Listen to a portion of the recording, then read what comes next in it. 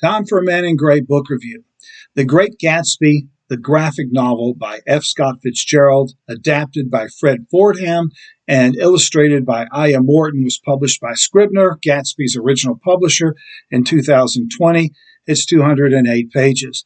The Great Gatsby is one of the most widely read American novels of the 20th century, largely because it's often assigned as required reading in high school English classes. And I've always felt that that's probably a mistake, because I don't think most high school students have the maturity or life experience to really appreciate this novel, because it's basically about the lost generation of young people after the end of World War I, the failure to accomplish the American dream, the desire for material things which don't really fulfill you. All the one thing all the characters have in this novel is they're unhappy, even the very rich ones.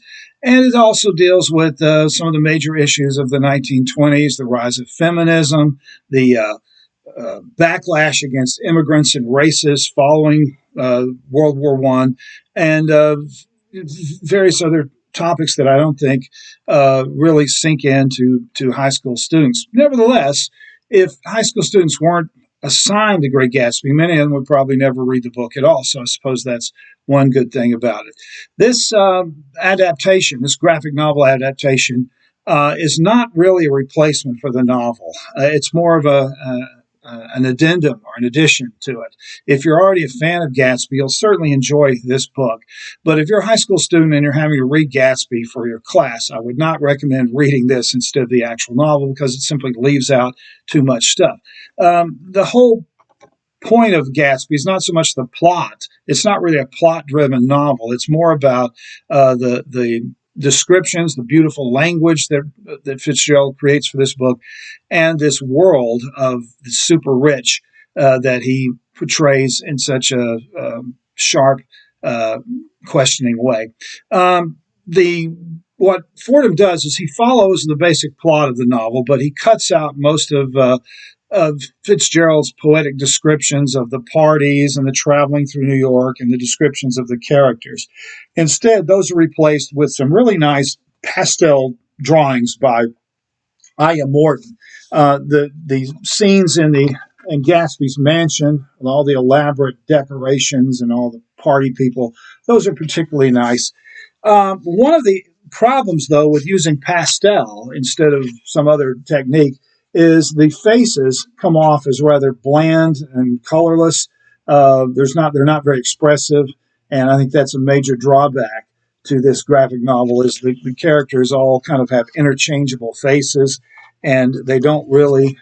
They're like kind of like mannequins in a dress shop. But the rest of it, the background illustration is really beautiful. It really does capture kind of the extravagance of the pre-Great Depression era, when people were throwing money around like it was candy or something like that. And Fordham does include enough of the descriptions of the five main characters that you really do grasp what they're about and their limitations.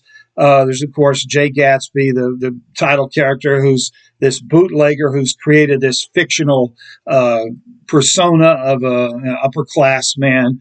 And he's, of course, undone by his obsessive love for his obsession with his first love, Daisy.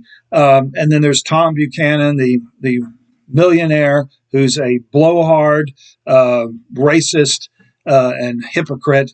And Daisy, who's a shallow narcissist, who's trying to establish kind of her own identity in a male-dominated world. And then there's Jordan Baker, the golfer, who lies and cheats, is basically dishonest, but again is trying to establish kind of her own world apart from the men.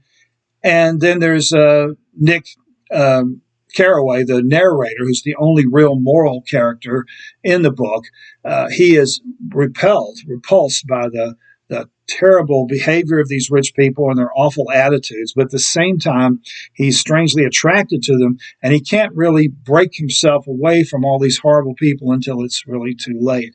So the graphic novel does really capture the basic plot and the basic characters of it, but you miss out a lot of a lot of the beautiful descriptions and the poetic language. I remember when I read this book for the first time, like almost every 2 pages, I'd stop and say, "That's a really beautiful sentence." Fitzgerald at his peak was one of the most elegant writers in American history. The writing, to me, that's always been one of the fascinating things about Fitzgerald is the more chaotic his life became as his marriage broke down, as he became an alcoholic, and he had all these. His wife went insane, and he had all these internal problems. He was in debt, constantly struggling to pay the bills. His life was chaotic, and yet his books show a remarkable discipline and order. It's like the only thing he could really control was his writing, and his writing is really beautiful and eloquent, and his inner life, his personal life, was a complete mess. And there are some people like that. They're really good at one thing, like jazz musicians. They're really great at playing music, and the rest of their life is complete chaos. And so that's something that you really can only get by reading the entire book. But as I said, it's really worth reading. It's worth picking up if you're already a Gatsby fan.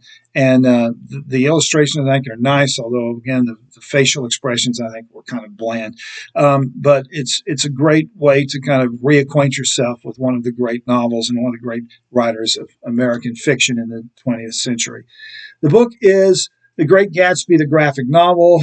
The author is F. Scott Fitzgerald. The adapter is Fred Fordham, and the artist is Aya Morton. This has been another Man in Gray book review. Thanks for watching.